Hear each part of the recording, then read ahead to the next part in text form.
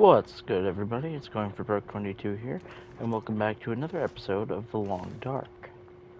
Now, in the last episode, we had hunted a couple of wolves, albeit, that wasn't the initial plan, but that's how it turned out, and our very last encounter resulted in a somewhat close call, where we actually almost met our end in a very early part of this playthrough. Now, I noticed after I finished recording the last episode and I had, been healing up and everything after that initial wolf attack, that I actually left my cooking skillet and cooking pot back somewhere on Mystery Lake. So I'm actually going to be heading back there right now to try and see if we can't get our hands back on those. And in the meantime, I'm going to be very careful about coming into contact with any sort of hostile wildlife. It is worth noting that around here, by the trapper's cabin, there can be a bear spawn. Thankfully, there doesn't appear to be one at the moment, but there's a couple of very valuable, low rarity spawns around this area specifically that we should keep an eye out for. One of which is definitely our good friend Yogi Bear. And a good way to tell if you have to worry about a bear being in the area, at least if you know where their initial den is. Oh, well, that's one way to tell that Yogi's there. As you can see, there he is.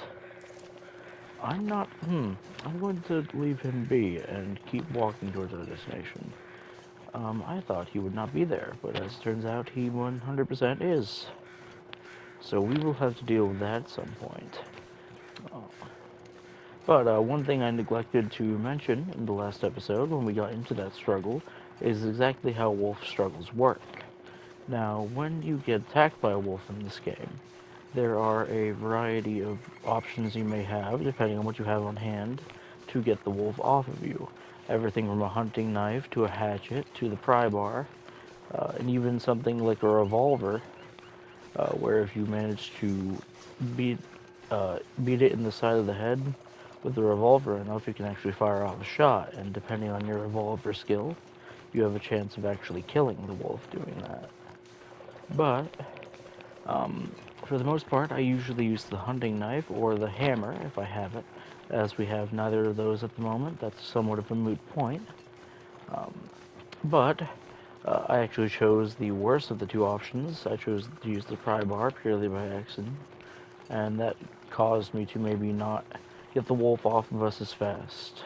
It is worth noting that depending on what you use to get the wolf off of you, it will be an easier time. And depending on what you use, you may even end up having it die later on. For example, that hunting knife, it seems to still be eluding us in this playthrough here. If I were to have used that, the wolf would potentially have bled out, which means I could come back here later and claim another hide. But as I'm sure you all realize, this is the area where the wolf initially was. And since I used the pry bar to scare it off, it is still very much alive. And I'm actually out of flares at the moment. Otherwise, I would try to use one in an attempt to scare it off once again. Despite how poorly that went the last episode, it is worth noting that does work. I suppose my aim was just a bit off. You kind of have to throw it at the wolf in order to effectively scare it off. Making sure I'm wearing everything. I forgot to repair my clothing before I left, but that's no big deal. We're just going out to the lake to hopefully find the remains of our cooking ware, because I had completely forgotten to pick it up from the fire. And if anything, that should serve as a prime example of something to keep in mind when playing this game. So, happy accidents, I suppose? All I've really done since the last episode is taken the time to heal up our condition and cook up a bit of water. I guess that would be the word to use, because we were fresh out.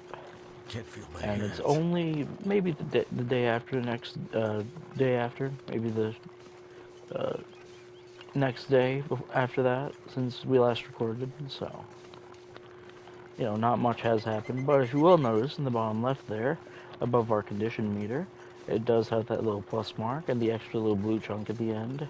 And that is to indicate that I do have the well-fed bonus. So we do have that extra carry weight going for us at the moment. An extra 11 pounds, which may not sound like a lot, But that's, like, what was our weight before? 66, so forgive me, I'm not the most skilled with math. I would say that's a pretty decent chunk of weight to add to our total, regardless. If we end up having to go up against that wolf again, I will attempt to show you how to use the bow and arrow as a way to defend yourself in a wolf struggle. Which is to say, to avoid a wolf struggle, I suppose. Because it may be easier to line up the bow shot for some people. I'm not quite as experienced using the bow. I tend to hunt with the rifle, but I have used it once or twice. Goddamn freezing. And it is also, renewable ammunition, assuming that your arrow does not break in the process of using it, because they do have a certain amount of durability. Then you can pick the arrow back up off of the body and continue to use it, which is always good. And whereas we did find our bow on old Maxwell, I'd be calling him a different name every time I refer to him, but you know what I mean. Max's last stand, the corpse there, could spawn a variety of useful tools, and he just happened to spawn a bow this time. That is a wolf right over there. So I'm going to be giving him a wide berth so that he does not notice us.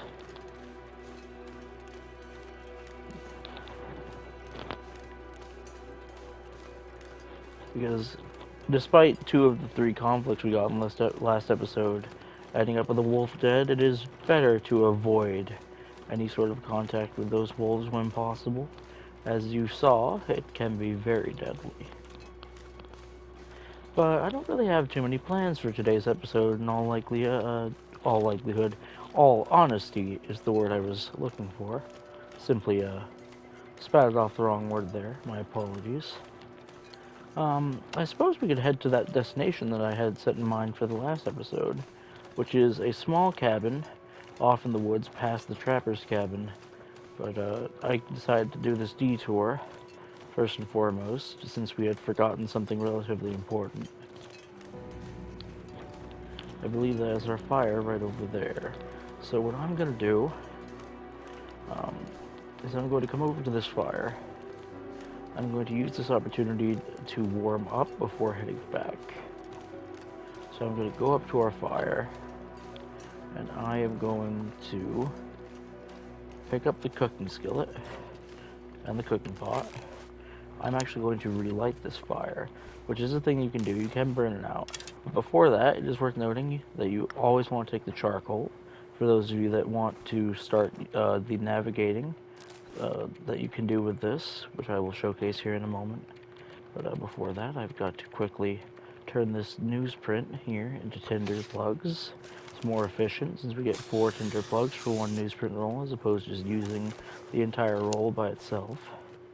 And I did actually have the foresight to bring some firewood with us, which will help us warm up.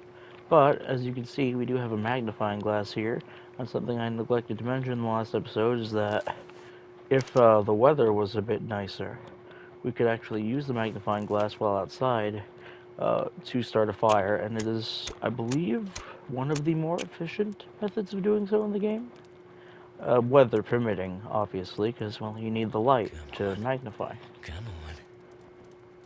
But thankfully we do have our fire striker, and that with a book at level 1 fire starting skill is enough to get a 90% chance. It works. So I'm just going to take this opportunity.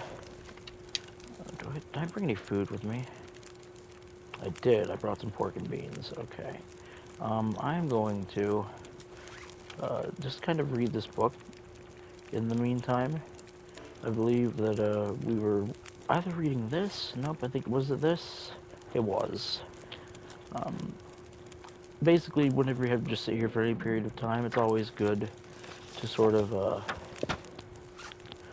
multitask with your time, which is something that I mentioned before. And really quickly, I'm now going to cook this pork and beans. Might as well cook it in the cooking pot just to be efficient. And then we do have our can opener on us. Once we get to a higher level of cooking, I believe it will be possible to just smash open the cans without a tool and have no form of repercussions for the act.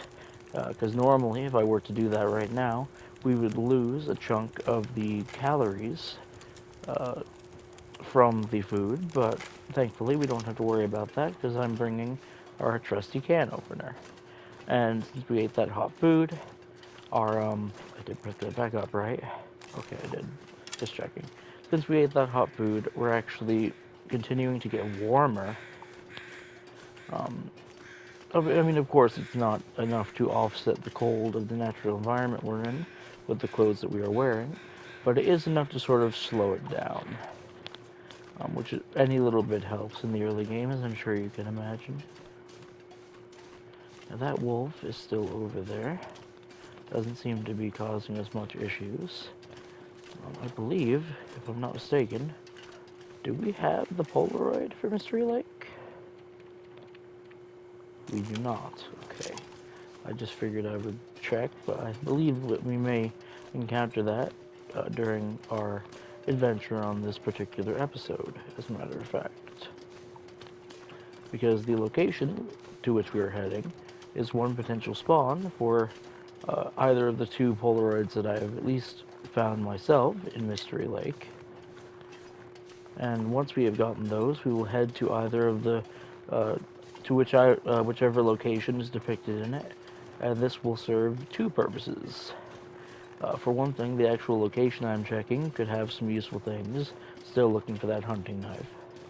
And the Polaroid itself will give me an opportunity to not only check another spot for potentially some form of useful item, but it will also give me the opportunity to explain the navigation mechanics and how to actually map out parts of your map, which will be requiring some of the charcoal that we picked up in that fire earlier.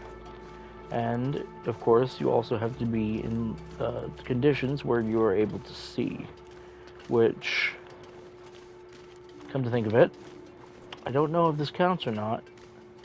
I think it's just level of light. I don't believe the fog matters. But then again, the fog does matter for whether or not you can use the magnifying glass, so it very well might impede our overall goal of explaining that mechanic until the weather tends to brighten up a bit. Excuse me, I'm terribly sorry. But, we are heading that way now. And I'm going to show you all, since I am living at the Trapper's Cabin, how to get to this location quickly and easily from there. It's actually just over one of the hills in a short walk. I might as well gather some firewood while we're there, but considering that we are losing warmth, I'm going to try and get closer to our initial destination before doing so. We do have to watch out for that bear. That would not be a pleasant encounter to go into unprepared. Because whereas you can fight off a wolf, a bear you cannot. He's just going to beat the ever-loving crap out of you and then likely kill you. But if you survive, and you somehow manage to get away without him attacking you again, there will be heavy condition loss, blood loss, he'll rip your clothing. It's definitely not something you want to experience firsthand. However, it is worth noting that bear pelt is used in a couple of really useful crafting recipes.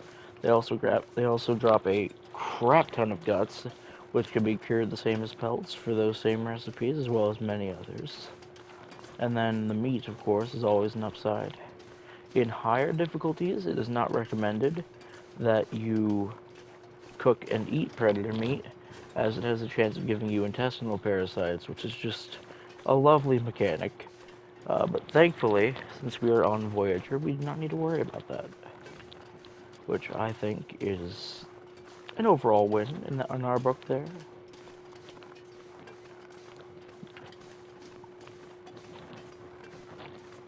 But yeah, I'd say all in all, this is going well. I hope that any of you that may be watching this are enjoying the series thus far. And I'm sure that as time goes on, as I do intend to make content on a regular basis, I can't make promises that it will be every day, but I will at least try to get a video out if I have the free time each day. I generally don't live a very busy life, but, you know, it's just something that I figured would be a nice pastime, and perhaps I'll get the swing of things as I continue and become a bit more natural at this, but apologies if my commentary is a bit stiff. I am not entirely used to doing this.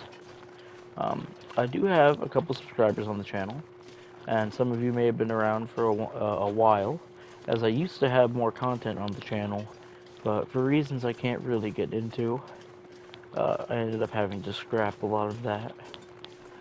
But rest assured that won't be happening again. It's a long story that I don't believe uh, I would enjoy getting into at this current moment in time. But yeah, I figured it was about time I start things back up again and give this whole content creation thing another go. I do have a lot of plans for future series going forward. I'm a big fan of things like Monster Hunter on top of just general survival games. So you may see a bit of Minecraft. I could cover some stuff about the brand new Tales and Trails update that just released, if anyone would be interested in seeing such things. And I am most certainly going to be playing through Monster Hunter World on the channel. I can't guarantee it'd be the most interesting thing, but it is something that I intend to cover since it's one of my favorite franchises of all time. I am, for those that are familiar, I am a 5th generation hunter. I started with World, but then I went back and played both Generations Ultimate and then continued on to Rise. So I have at least uh, experienced old world hunting, and I will say I find, while they are both very different experiences, for those who are familiar, you will know what I'm talking about. Uh, I'd say I like them both equally, just for different reasons. But yeah, that's one thing that I have plans for going forward. However, for the time being, I believe I should focus on this one series and not try to branch out too much in the hopes that it will, not become exasperating or overwhelming for any viewers. So, of course, I'm going to be looking for feedback and general, input on how well this is going in the comments below.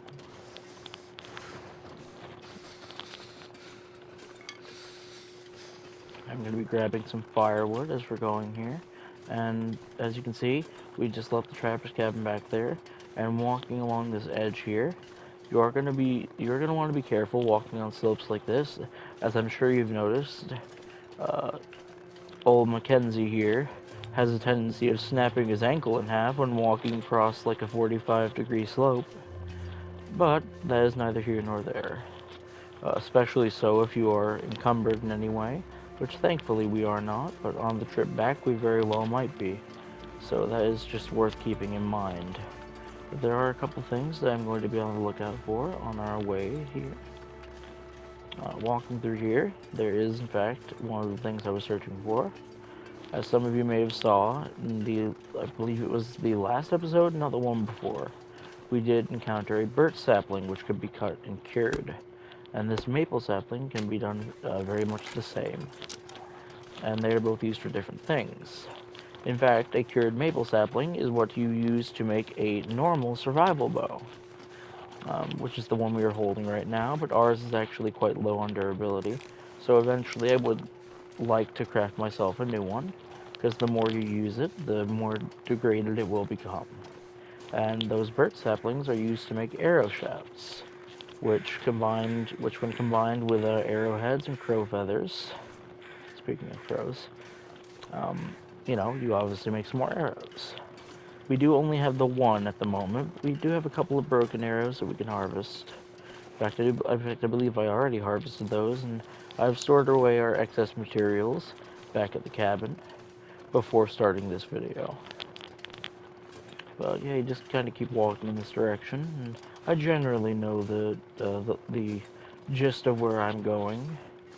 I have a pretty good understanding of where things are in Mystery Lake, or at least I'd like to think so. I might be going a little too far uphill, come to think of it. But it's around here somewhere that we will come across two noteworthy locations. A cabin and a hunter's blind next to a large pond.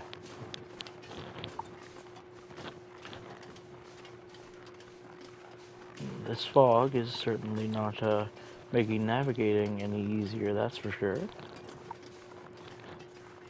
And I am almost entirely certain that we will not be able to do much in terms of mapping out the area with this fog going on.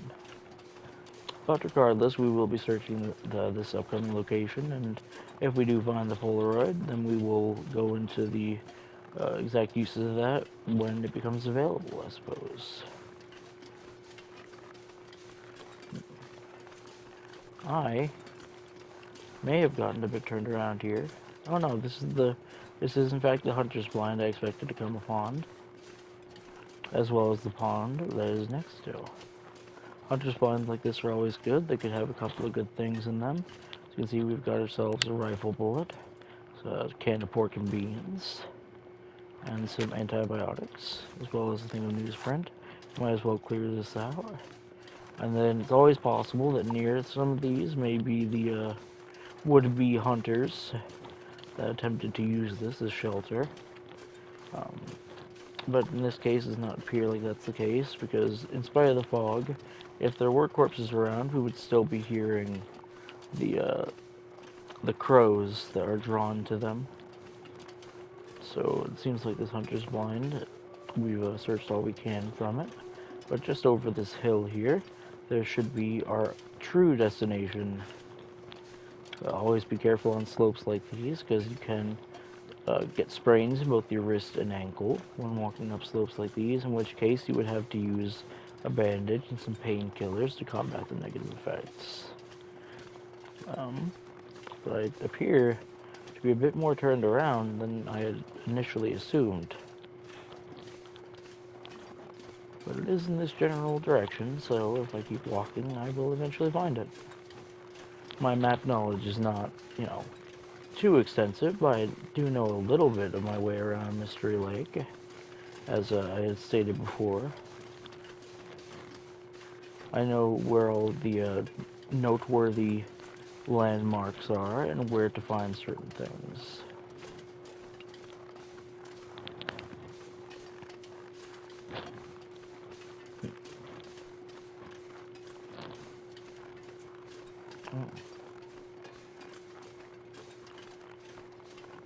I am keeping my ear out here because we did hear some wolves in the distance, and they could be around here somewhere. So it's always worth keeping your head on a swivel.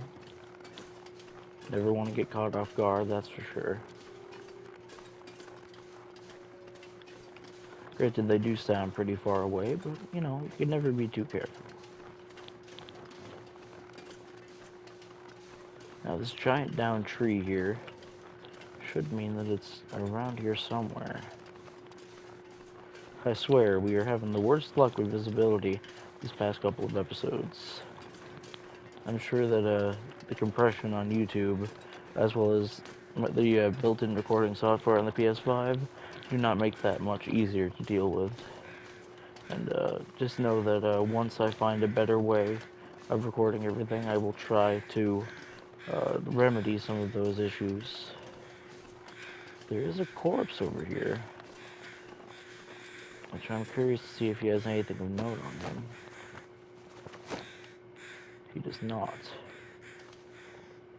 But there are some crow feathers here, which it's always good to pick those up, I suppose.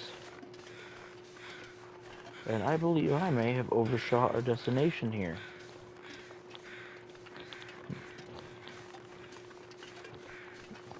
Although maybe not, because let's see.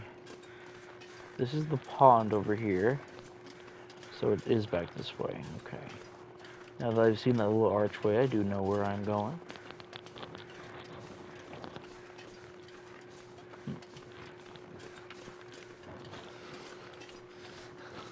And we are going to have to stop off at this cabin pretty soon because it is getting rather cold. It is a bit warmer than it was when we first set out. It was about midday, I would say, so you'd think that would be the warmest that it would have gotten, but, well, sometimes the game likes to throw a curveball, I suppose.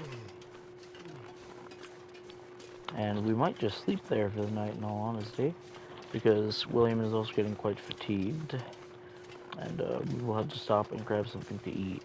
It is worth noting that although we have the extended carry weight bonus from not starving for 3 days straight, that bonus will immediately disappear in the event that we begin to starve. That is to say, our hunger goes down completely to 0. Water will not have that effect, but starving will. So if you intend to keep the carry weight for whatever reason, you do have to keep finding enough food to satiate yourself each day.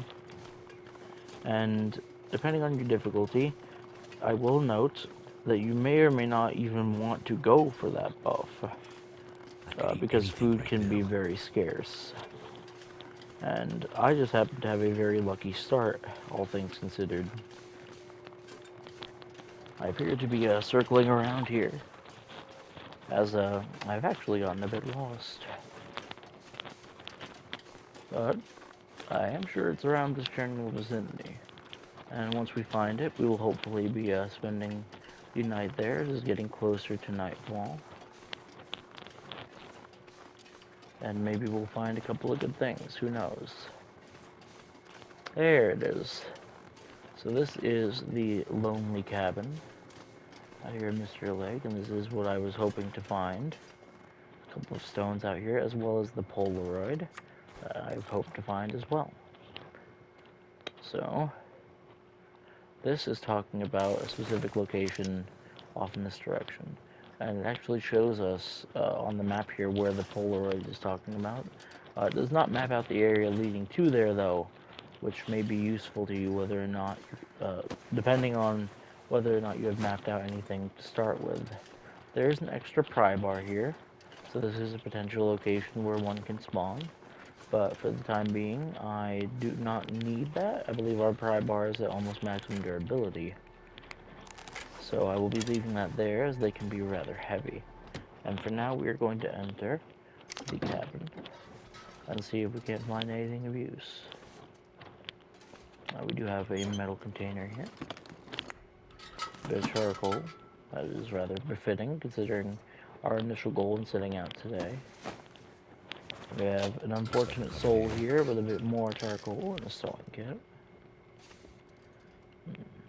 Bit of socks. We actually might need that because we can wear up to 2 pairs of socks at once.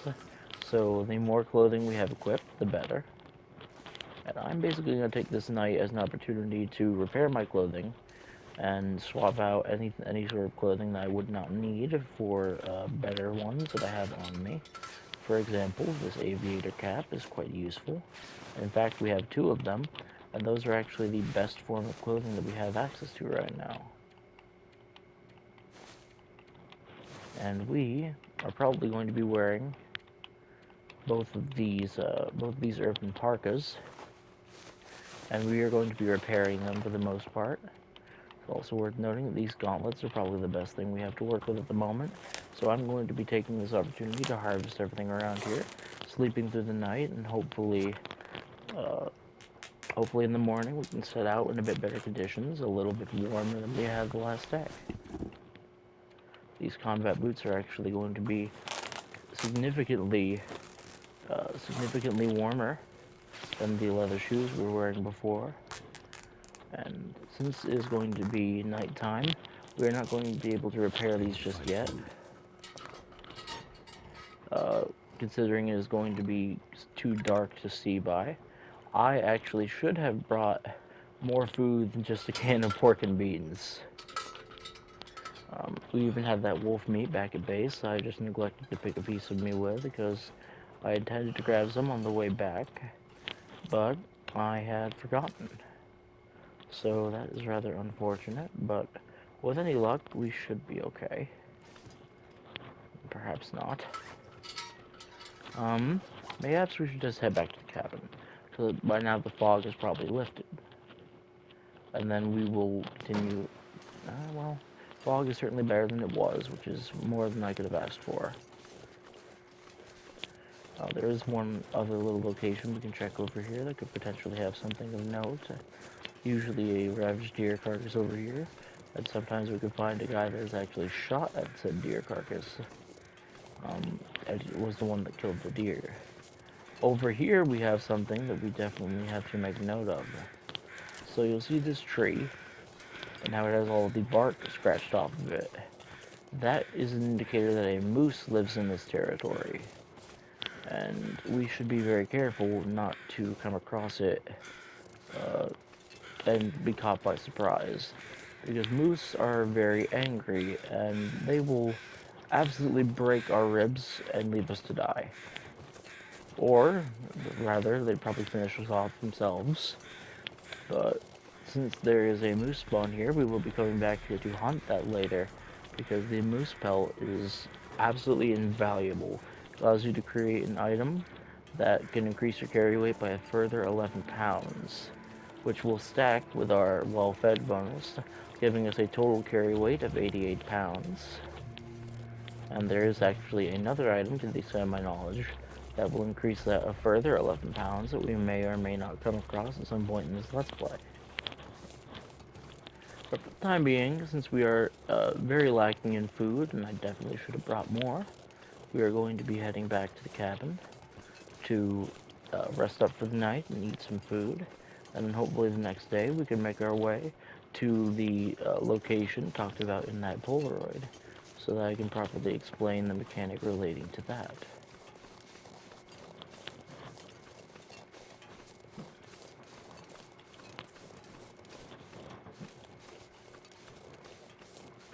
Just gonna take one more proper look around here to make sure there's nothing too noteworthy, because the fog has since lifted. But we do need to kind of make our way there sooner rather than later, so that we do not lose our carry weight buff, because it will take another 3 days to gain it back once it has been lost. On the way, we're actually going to be gathering some of these cattail plants, as the cattail heads can be used as tinder for fires, and the cattail stalks can actually be eaten for a small amount of calories. So if we really get too close for comfort here, we can use that as a last resort, I suppose. Well, last resort is maybe overselling it a bit. It's not as though there's a downside to using them. It's just, you know, we're getting pretty low, is essentially the point of what I'm trying to say. Over here on these trees, we do have some old man's beard lichen, which, when combined with bandages, creates a wound dressing that will automatically disinfect any wounds that you apply it to. It can be very useful, so I'm going to grab up a bunch of this before we head back. And it is looking like the weather is continuing to get worse, which is absolutely fantastic. This game has a tendency to do that, I'm afraid. I'll be leaving some of this here that I will come back and gather at a later date. But for the express purpose of continuing on here and getting back to the cabin in good time, we are going to be doing just that. We're going to be heading out.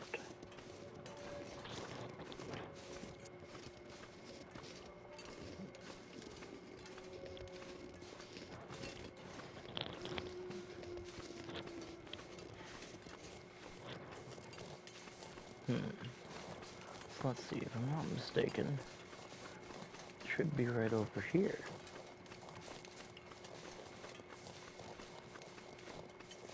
There is a wolf over there, and I'm going to be trying to avoid to the best of my ability.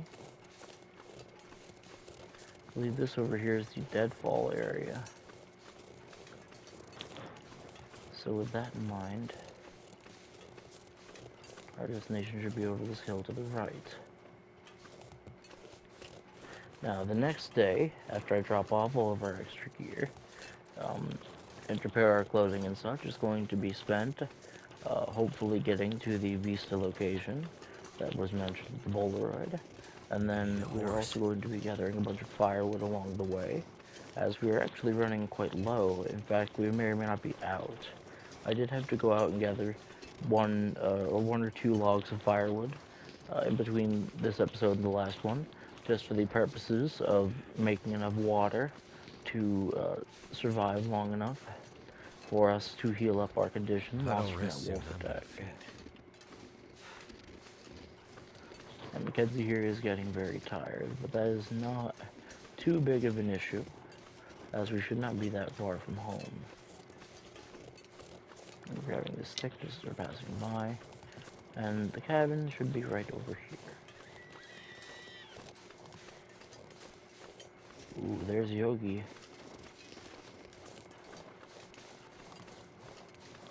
That's concerning, but not that big of an issue. He actually won't aggro us from that far away, so as long as we can get over here without him noticing us, we should be fine.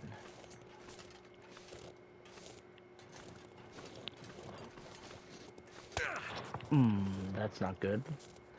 So as you can see, because we are walking on an elevated surface like this, that has resulted in our ankle being sprained. Another thing I failed to mention back during the wolf attack of last episode. So sprains like these have a couple of noteworthy effects. You can sprain both of your ankles at once, and spraining your ankle will result in your carry weight Hurts a bit, dropping but a I'll make bit. it. And it will also cause you to move slower and prevent you from sprinting. And the effect is doubled for each of those three negative modifiers if you sprain your other ankle. And when you sprain one of your wrists, you will be unable to hold certain items like the rifle or bow. You can still use a revolver to defend yourself with one working hand. But if you sprain your other wrist, well, then you're kind of up the creek without a paddle, so to speak. It's getting dark out here. So we are going to be grabbing some of this meat along the way because we are very hungry. We do have this ptarmigan meat, which we'll have to cook I up don't fairly feel so soon. good. I'm going to be eating 2 of these pieces of wolf meat. I'm going to be taking this ptarmigan meat and using this as an opportunity to showcase the cooking mechanics, for which we would need wood. Sorry, I forgot to grab. So, okay, not the worst. We do have options for dealing with this. First and foremost, I am going to chop down this. It'll take 30 minutes, and will give us about 2 hours worth of burn time.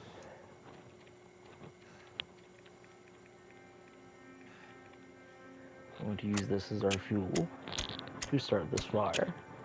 I'm going to show you how to cook with some of these more complex ingredients while we multitask and break down some of these extra bits of clothing.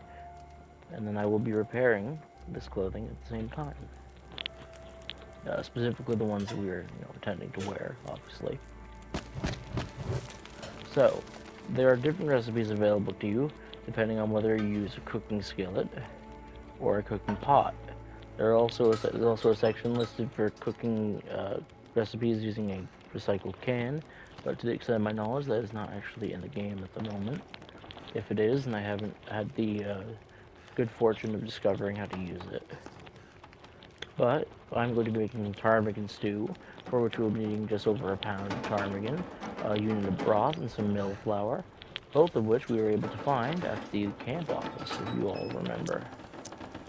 It sounds as though the weather is not holding up very well at all. But I'm going to take some of the lower quality of broth and this flour. We're going to be coming over to the cooking pot and preparing this ptarmigan stew. First, I'm going to be putting away the lanterns so we do not lose our fuel. And this ptarmigan stew is going to come in very handy because it has a couple of effects apart from just also, giving you extra calories than normal. For one thing, I'm going to start by harvesting all of the smaller things just to make better use of our time. These cotton toques only require 10 minutes to harvest, and it's going to be about an hour 30 in game before we can actually eat our fancy little stew here. I would drink almost anything about now.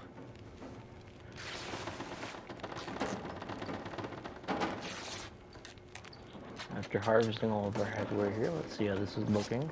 Still got plenty of time until that's ready. So in the meantime, I'm going to be eating a couple of these. I thought that actually was sort of a bit of a hydration, but it turns out it was not. So I'm going to be grabbing out some of the water that we have made because we are actually fresh out. We've got about 39 more in-game minutes before that is ready to go. So I'm going to continue to break down some of our lighter options here. It's going to take an hour 30, so we can't do that. It'll take 40 minutes. Okay, interesting. So I guess we'll be breaking down this light shell first and foremost. Too tired to think straight. And by the time we do that, our stew here will be ready. So the starving stew, on top of having more calories than the food would have had by itself, it will improve our rest and actually make us tired. And of course, eating this hot food will help us to warm up. But the fact that it's making our rest, improving our rest, makes it that we can sleep for 10 hours here, and this should make it so that it restores more of our fatigue, and is a bit less taxing on our other stats. And now that it is morning, sounds like the weather has begun to improve quite a bit. So we'll be taking some of these cans, drinking some water. And by the sound of it, he actually drank the rest of that water, which is not preferable, but it's not that big of a deal, all things considered. And I'm going to be starting the day by finishing up our repairs and harvesting of the clothing that we no longer need on us. And I'm going to be dropping off all of our excess weight, and we shall adjust accordingly. Now, unfortunately, we do not have a lot of leather to work with, but we do have quite a bit of cloth. However, each attempt to repair these parkas requires 3 of those cloth, so we're going to probably burn through this rather quickly, especially if we continue to fail.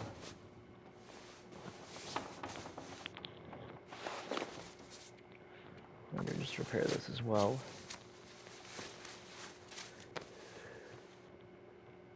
And now we're out of cloth. I did not see this through, actually.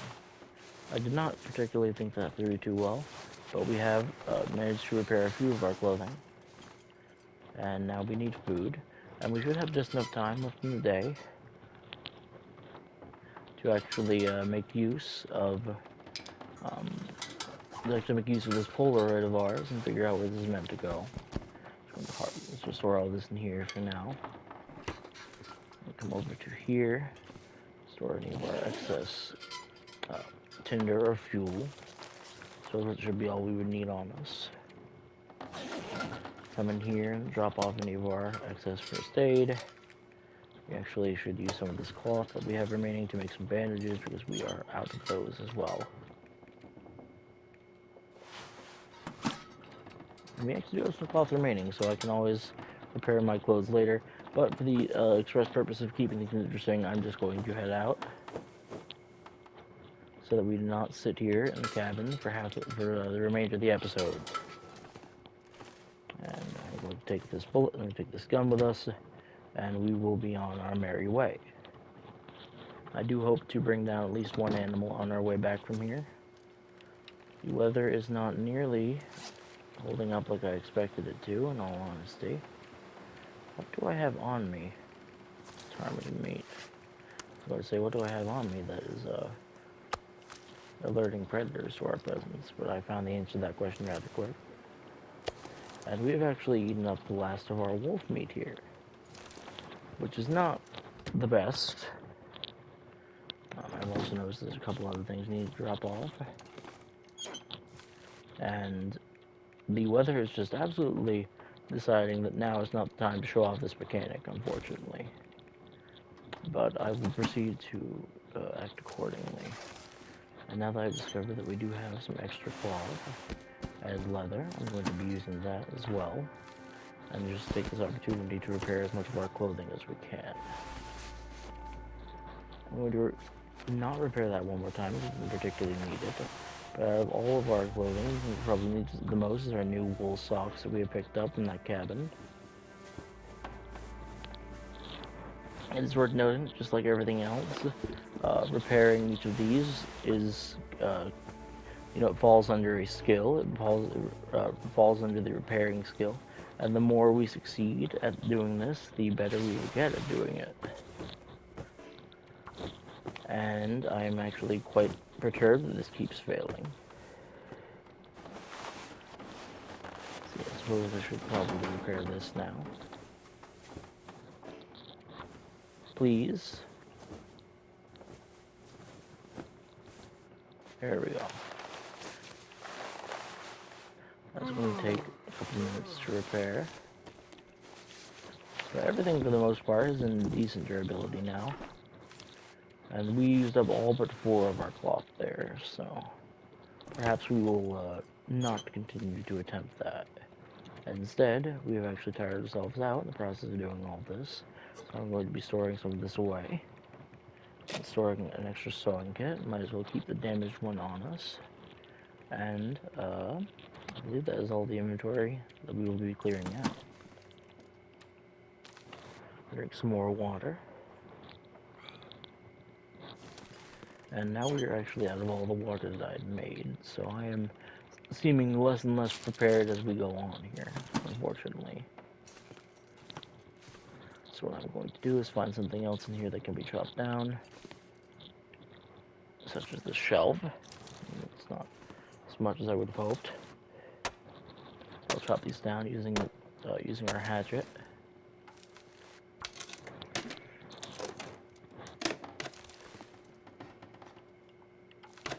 And chop this down as well.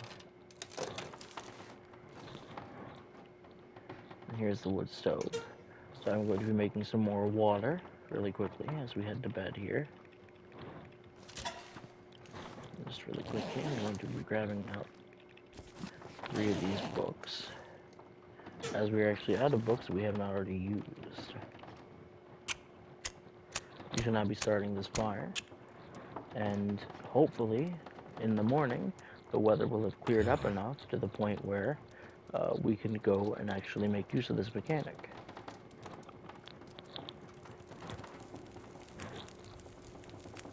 Trying to show it off for an episode and a half now, just the weather is not holding up long enough to allow us to do so.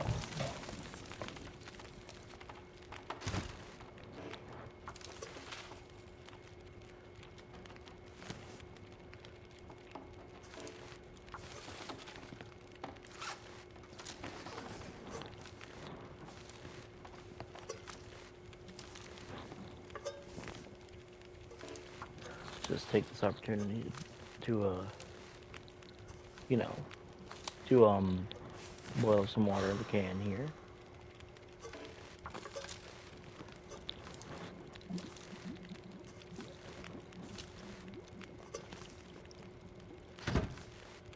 And there we go.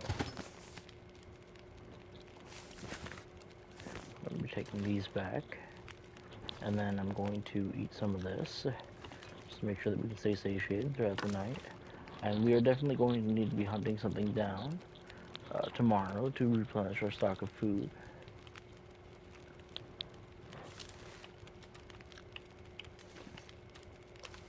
And we have made almost an entire gallon of water in that process, so that was rather worth it, wouldn't you say? I will sleep for about 10 hours, and even if it's a little early starting off, that's fine, because it's going to take us a fair bit to get to our destination going forward. That's the wrong container. There we go. Store about 53 of that. Bring 0.3 gallons with us. And I'm going to bring a little bit of extra food, just in case. Drink some of this, and we will be on our way. Now, definitely, one thing that we will need to be doing is getting our hands on some firewood while we are on the way. And by the sounds of it, there is quite a bit of wind. There's a slight bit of snow as well, but it is not to worry. This should not really impede us that much. And with any luck, it will warm up a bit as we start going out here. Because now it is technically still night, as you can see on the top right there, in the where it tells us what time of day it is. The sun is still rising. So once the sun is up, it will hopefully warm up a bit. And we have improved the quality of our clothing drastically. So at the very least, we won't be getting cold nearly as fast as we used to. But the location depicted in the Polaroid is a place called the Mystery Lake Lookout, I believe is what it's called, or the Lake Lookout Point? Not the Rangers Post, which is a completely different location that I tend to visit at some point. But it's essentially the mountain next to the camp office that we are going to be climbing.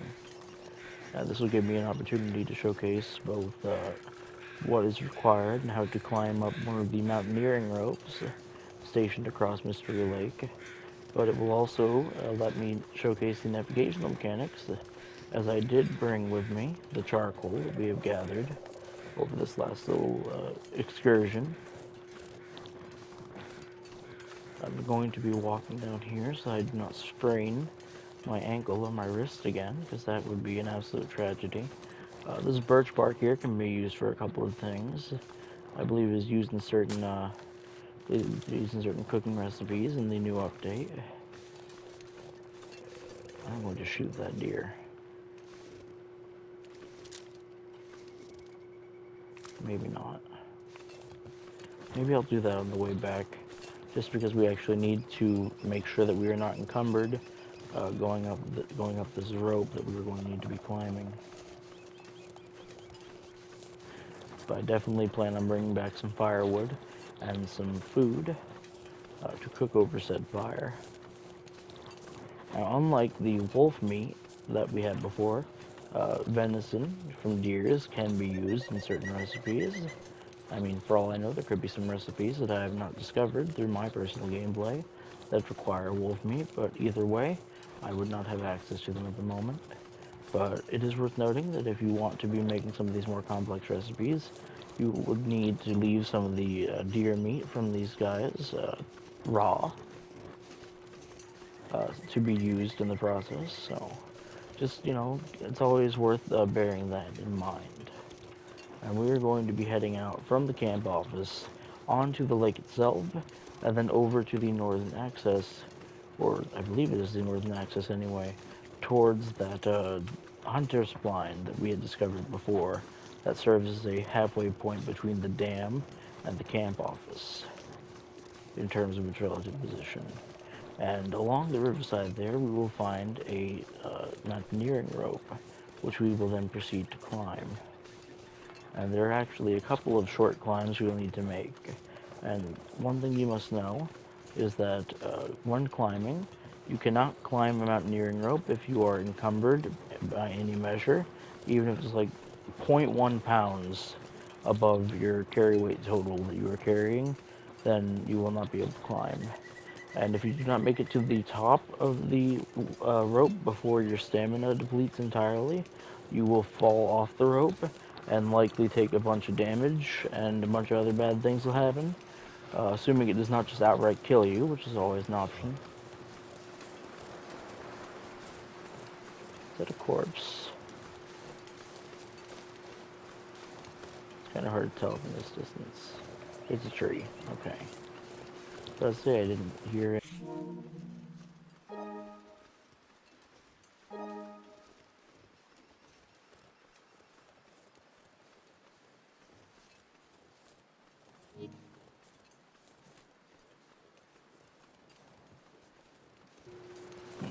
Apologies for going silent there, guys. My PlayStation's built-in voice commands keep activating in the middle of my recording here. And I do hope that's not messing things up in the slightest. That would be quite embarrassing. But I had to take a moment to wait for it to go away before I could speak again. But I was saying that I would be surprised if there was a corpse over there, because I had not heard any crows.